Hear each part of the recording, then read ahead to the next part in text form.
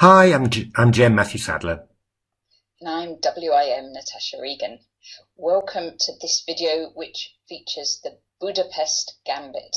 It's taken from TCEC Superfinal, TCEC 17, and Leela is white and Stockfish is black. The engines are given the first 3 moves of the Budapest, and then they're on their own to work out the openings. And in this game, Leela plays a move that has been recommended by Spanish GM Salgado Lopez in his book Gambit Killers, and that's the move 5f4. Leela follows up with a novelty on the very next move and puts its knight on e2 instead of the more usual knight onto f3. And Leela continues in this same vein, putting its pieces on slightly surprising squares throughout the opening. So much so that during the game, Peter Heine Nielsen tweeted that if a beginner had played these moves, he would slap their wrists and correct their play. But Leela actually gets a very good position from this opening, and it does all sorts of things like not castling the king and just moving the king across, putting its pawn onto b3 and then not fianchettoing its queen's bishop, putting it on d2. And Leela builds up actually a kingside attack. However, Leela is playing against Stockfish, and as we know, Stockfish is a great defender, and Stockfish sets up a fortress-like position, and Leela's not able to break through, so the game is a fascinating draw. That's right, really great game. Let's take a look at it.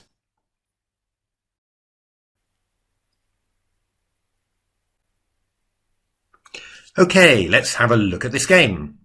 So the TCEC book started d4, knight f6, c4, e5, d takes c5, and knight g4. And we're looking at Leela white against Stockfish as black. So this is the Budapest Gambit. Exactly. And Black's given up the e-pawn. Indeed, but probably getting it back in most lines. And well, hopefully getting some free play for the for this initial flurry of activity. Now, the normal move, I suppose the biggest move at grandmaster level is bishop f4, and then black plays something like knight c6, knight f3, bishop b4 check, and there's a couple of ways of playing for white. White can play knight bd2. And then black plays queen e7 and gets back the e5 pawn. Or white can play something that I think it was played by Rubinstein all those years ago, and play this move knight c3. And after takes queen e7, we try and hold the pawn with queen d5. I think I've played this as well. Yes, I've played this as well, actually. Quite promising for white, but not as easy as you'd hope. I mean, after it takes, knight takes f6, queen d3, d6. It's sometimes not easy for black to make progress here. Actually, even Ivanchuk played this as black against Aronian, I think in the London candidates even, and got a pretty decent position, although he lost in the end. So these are the big main lines. That's what you'd really expect to see in top level play. But actually, both Stockfish and Leela chose this very interesting plan, which is to play e3, attacking the knight on g4, knight takes e5. And now, well, I knew this line because the English Grandmaster Chris Ward, I think, has played knight h3 all of his life, more or less, aiming to play the knight to f4 afterwards and clamp down on that d5 square. A pretty good idea. But both Leela and Stockfish chose this move f4. And as Natasha mentioned, this move was the first time I ever saw it. It was recommended by Igor Salgado Lopez, very strong Spanish grandmaster, in his excellent book Gambit Killer. And it's a beautiful way, really, of gaining control of central squares for white. This pawn on c4 is gaining control of d5 already, of course. f4 takes away e5 from the knight. You put the pawn on e3 here, so it keeps control of d4. And really, you're just trying to squeeze black completely, take control of the center. And it's all with tempo. That knight has to move again Yeah, So it will have moved now 1, 2, 3, 4 times in the opening. exactly. The funny thing is, of course, though, is that for all of that, Black isn't actually behind in development because White's just been moving pawns whilst Black's been moving the knight. So it's quite funny, really. Both Leela and Stockfish played, when they played this position with Black, they played this move knight ec6. Looks a little bit strange maybe, but Black's idea is to play g6 and bishop g7 and get the bishop active that way. And so that's why you don't want to play the move knight g6. Because that would block that idea. And the knight's also quite exposed to later attacks from f5 or even h4 to h5. Well, with an NN in the game, you know that h4 to h5 probably wouldn't be very far away. So knight ec6. Here, Leela comes up with a move that you probably wouldn't expect, because it looks like really, really normal to put your knight onto f3 at this stage. But actually, Leela chooses a different square, which is knight to e2, which looked like it blocks in its own bishop. But there are advantages to having the knight on this square, in that it covers both d4 and c3. Yeah, I mean, it's a very, very interesting move. First of all, I mean, it's one of those hyper accurate moves that I always try and play like this in the opening. So it's great to see one of those sort of things, really working so well. What's the first point? The first point is White's Stockfish played knight c3 in this position, and well, this actually happened: d6 and g6, and Black moved the bishop to g7. So one of the things that was in the game with the colours reversed. Exactly, with Stockfish as White against Leela as Black. One of the points of knight e2 is that if Black does play this move g6 at any stage, it can be earlier or later, then White has this idea bishop d2, and after bishop g7 you play bishop c3, castles, takes, and knight g3 and knight c3 afterwards. And I actually got this position against in a training game I played against Komodo. I simply got squashed in the end. It's just a very unpleasant position for Black. Without your dark squared bishop, you don't really have any active counterplay. And White's got lots of ideas to expand the position. Expand on the queen side with b4, occupy d5 with a knight, play e4, even play e5 later, or f5. Just a very, very pleasant position for White. So another idea I think that also tried against Komodo was to play bishop c5, put the bishop out there. This was one. I think this was what Stockfish did in one of the engine matches I ran between Stockfish and Fat Fritz, and it just developed very naturally. A3 threatening b4, and just gave away this e3 pawn, and then just piled in with the attack. I mean, what you notice with this is that this move, knight e to c6. Another drawback, apart from sort of blocking in the queenside pieces a little, is that the king side is missing a knight's defence, and this gives White a lot of chances for attacking quickly. And Stockfish just piled in with its pieces, and found this amazing sack that just seems This to. Is a nice position to play for White. Yeah, this just seems to win in all lines, basically. Just queen h6 is a massive threat. Knight e6, queen f6 happened anyway, and after queen f8, the move knight f6, threatening mate with on h7, and if queen h6, then rook g8 is checkmate. But just really these positions were scoring very heavily for White in the engine matches, so just looks very dangerous in actual fact. Stockfish played the flexible move d6, waiting maybe for knight c3 and then to play g6, and now Leela played the move b3, which means that after g6 you'll go bishop b2. So probably in the end, Black will have to look to play the bishop to e7, and you could reasonably ask, what's the difference between playing g6 bishop g7 and playing the bishop e7 to f6? Well, as we'll see in the game, the bishop e7 on f6 is a target, both to a knight coming into d5, or even a G pawn moving up to G5. So yeah, it's again, all these moves, you know, they're not winning or anything like that, but they're giving black some unpleasant choices. Stockfish played bishop G4, just, you know, delaying a little bit the position of its dark squared bishop. Problem is with that bishop on G4, that one's going to get hit, and it's going to give white tempi to expand on the king side. So white played knight C3 now. Here Stockfish could have played G6 now, but played bishop E7 all the same. And now Leela played this great move, G3.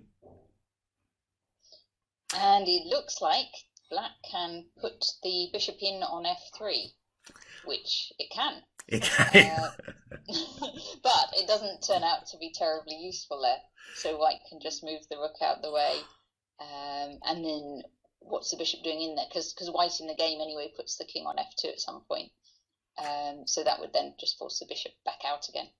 Yeah, I mean, we'll see it happening in the game. It's that bishop F3 is an empty shot, and I mean, what's white's idea by playing G3? Yeah, just wants to play the bishop to G2, you know, and reinforce its control of the D5 square. So Stockfish played bishop F6, and now this move, not bishop B2, but this move bishop D2.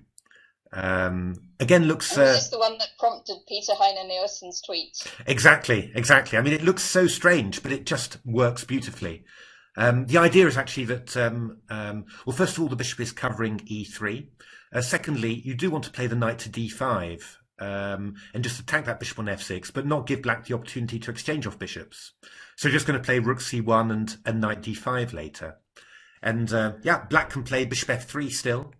You just ignore it with rook G1. Black plays H6, anticipating what's going to follow in actual fact, and both trying to secure the bishop on F6 against a future G4, G5, and also stop the bishop from getting trapped. So king F2, bishop H5. Black doesn't want to just give up the two bishops. And now this move G4, bishop G6, and now this other great move, rook G2. So this really looks like shogi castling, really. You know, where the castling move doesn't exist in shogi, and they've come up with all sorts of weird and wonderful ways of getting your king to safety. We've managed to get our rook to the starting square of the rook in shogi. Exactly. And the king is just dipping behind it now, nice and protected, yeah. and the rook is perfect for supporting, you know, G4 to G5. And also, you know, doing some nice covering along the second rank as well. I mean, it's really, really fantastic. Castles, rook C1, getting out of the attack of the bishop on F6. Knight D7, knight G3, developing nicely, and then king G1. So it's been strange moves to get here, but it actually looks like a sort of quite a normal kingside attack, as in pieces lining up and the pawns in front of the pieces. Storming against those two bishops there that are in the way. Yeah, I mean, it's turned out to look. It looks, you know, it looks basically like very good strategy. White's just put his pieces on good squares, but the way that it's happened has been, you know, really very unusual. It's yeah, and essentially, you know, what is Black's problem? Black's lacking pawn central presence, and the way that White set up his own pawns with E4, E3, and F4. It just takes away D5, D4, and E5 from the black pieces, and E4 is also not available. So, you know, black essentially has got no control of the centre whatsoever. So yeah, black's always going to have some problems, even if, you know, the position's not a disaster yet. So A5 from Stockfish. Now Leela played this sharp move, knight D5. Sharp because, well, if you're attentive, you'll see that black can actually play bishop b2 and pick up the exchange. But white plays this move rook c2, takes, bishop f6. We go, oops, sorry, not knight f6. We go knight h5, bishop e7, and we go g5. And this is a massive attack for white. The bishop now will come to c3. Attack g7. We've got the rook on g2. It's you know, it's very, very dangerous for black there. So Stockfish doesn't want to have anything to do with this and plays knight e4, just trying to swap off some pieces and create some room for itself. Yeah, and here you start to wonder just at various points whether Leela played the optimum line. I mean, one very tempting idea is to play this move f5, just block in that bishop on h7. I think the one problem is that, black takes on d2 and plays bishop on h7, and it's got this e5 square for the bishop, which really holds together the black position very nicely. And I mean, I think it's, it is better for white, but I think that black's doing a decent job of holding the position together with that monster bishop on e5. A line that Stockfish played in one of my endgame training games didn't turn out badly at all. It went bishop e1, knight g3, and then took on f6 here, takes, rook g3, bishop e4 and bishop c3, and after queen e6, started up the kingside pawn storm with h4 and bishop h3. And this was actually quite a nice plan, I think. That bishop on c3 is quite mighty.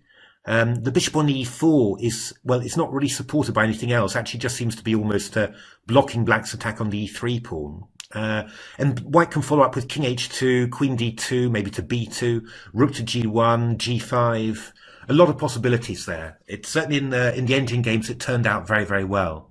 So that was quite a nice way to do things. Leela simply aims to keep control and to squeeze, and plays this move a3. Knight takes d2, queen takes d2, king h8, and then bishop d3. I mean, Leela's just exchanging off active pieces, and we're just trying to get a bigger and bigger space advantage and less activity for the black pieces. It's what Leela does. You can't complain about it. Bishop h4, and now Leela played this move queen c3. Again, Stockfish in my engine matches played a lot more sharply, and well, it was very dangerous. Played this move rook f1, and after knight e7, didn't play f5 but played g5, both attacking the pawn on h6 and also cutting off that bishop on h4. And well, in my engine game, this worked out very well, because after hg, the idea is to play f5 and f6. If black plays g6, then that bishop on h7 is entombed.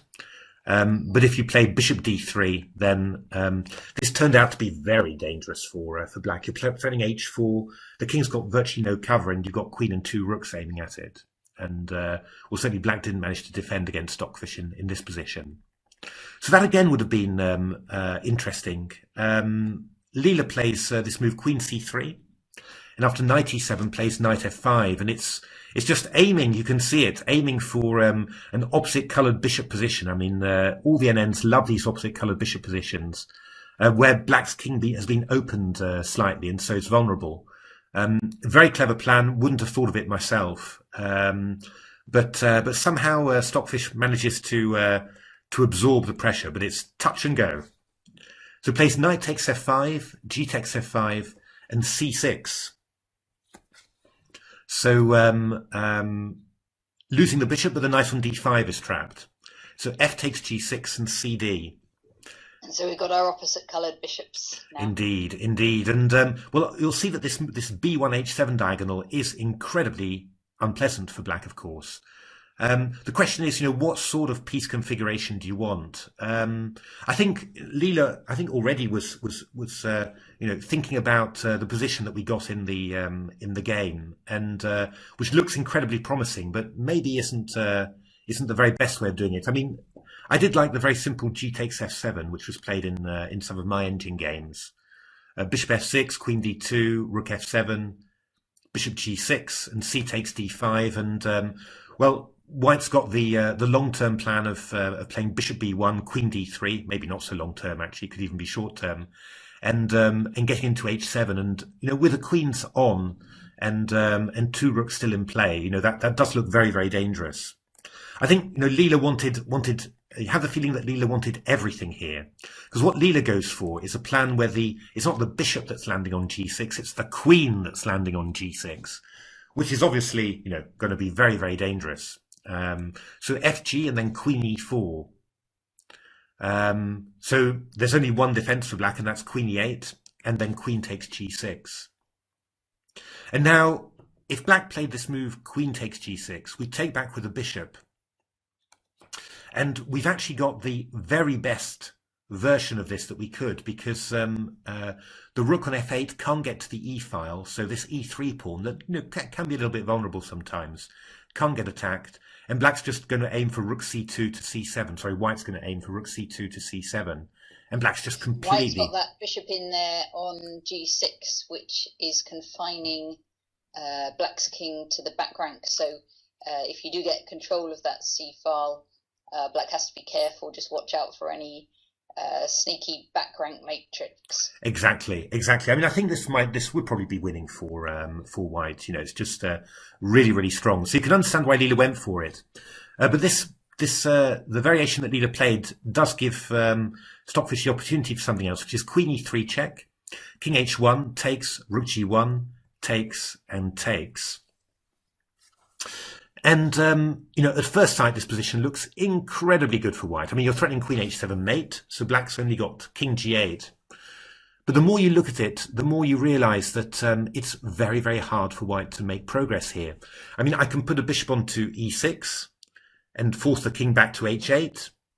But then after you go bishop f5, threatening mate on h7, the king goes back to g8 again. I think white, just as in the game in the Tromposky that we saw, where Leela this time sacrificed material in order to get something fortress-like, once again white's really lacking dangerous pawn breaks, with these split pawns on f4 and h2. And essentially white's got a lot of possibilities, can try a lot of different things, but it just seems to be a drawn position. That game in the Tromposky, if I remember right, was a queen against one rook and one bishop, wasn't it? And the bishop was still holding so that the queen couldn't take off any of the pawns, and the king was safe enough that there weren't checks, and so that fortress could hold. Exactly, yeah, that's exactly right. And well, here once again it's two rooks for the queen, of course, but we've got this same thing of the bishop holding everything together. And checks. There seem to be a lot of checks, but at some stage they're gonna kind of run out. So rook a7 from Stockfish, covering the 7th rank. That's one of the big ways in which white could try and invade. Bishop b6, king g2, b6 covered. Queen c2, rook b8, covering the b6 pawn. King d8, queen c6, and king e7. And I've tried this position in practice games between the engines, and also I tried some white attempts against Komodo, and I just did not get very far at all, and neither did my engines in their games. I mean, what is Black's plan? Black's got a simple plan of playing the bishop to b2, and after you play a4, Black plays the bishop round a3 to c5, so this square here on c5, holding the b6 and d6 pawns. And then that frees the king to go to d8, and the rook can come over to e7, and you can just basically wait there for virtually all of infinity. White can play the king, up to g6 or something like that, but even after that, it's pretty difficult to see what white is doing. In actual fact, in one of my games, I even went too far and ended up getting mated there. I think that happened to Fat Fritz as well against Stockfish. I mean, what I decided was, after trying this fruitlessly, was that the queen is brilliant against two rooks, or rook and minor piece, when it's got mobility on both, easy mobility on both sides, where it can switch really quickly from one side to the other, giving lots of checks to the opponent's king on the way. But somehow you're not really very quick transferring. You can play queen c2 to h7, but that's not really achieving anything. I mean, you're just attacking points to defend it, and then to get back, you've got to go queen c2 to c6. It's not really, it's not lightning fast. It's not causing Black problems along the way. And in actual fact, Leela made remarkably little progress in this game. I'll show you a few moves, but it's not particularly interesting because all Leela did was shuffle the king around and not really do very much at all. So it clearly didn't feel that there are any plans that were really doing very much at all. In the end, Stockfish decided that its defensive structure was even better with a pawn on h4. This game continued for quite a few more moves, but was eventually agreed drawn. They can't really offer draws, can they, these engines? No, I mean they've got a 50-move rule. If there's no pawn move or capture, and both engines have an evaluation, I think it's plus or minus 0.08. That's for the range, and that lasts for 10 moves. Then the game is agreed drawn as well. And there's threefold repetition, or if you get to a table base. Less than 6 pieces on the board, or 6 pieces or fewer on the board rather, and that's a known draw. Then there are a number of cases in which they do draws, but they don't offer draws. So this game carried on for quite a while, but Leela didn't make any progress at all. So there we are. I hope you enjoyed that game. I certainly thought that for the opening concept, that's how it proceeded. For the opening concept, in the Budapest there, this move f4 and then 6 knight e2, I thought that was a great concept, and the next few moves were logical when you think about them, but look very, very strange, and just this whole shogi-like castling, this flexibility, just mobilizing the pieces like this. But ending up with great central control and a kingside attack as well was fantastic strategy. I think White had really very serious chances for the win here. But Stockfish defended great, like it always does, and managed to hold the draw there. So there we are. Thanks very much for watching. I hope you enjoy that. If you haven't subscribed to our channel, remember to subscribe. Indeed, and if you haven't yet taken a look at our book, Game Changer, well, there we are. You can see it's been behind Natasha all the way during the introduction and also during this video as well. So remember to read that book. And otherwise, keep well, keep safe, and thanks for watching. Thank you for watching.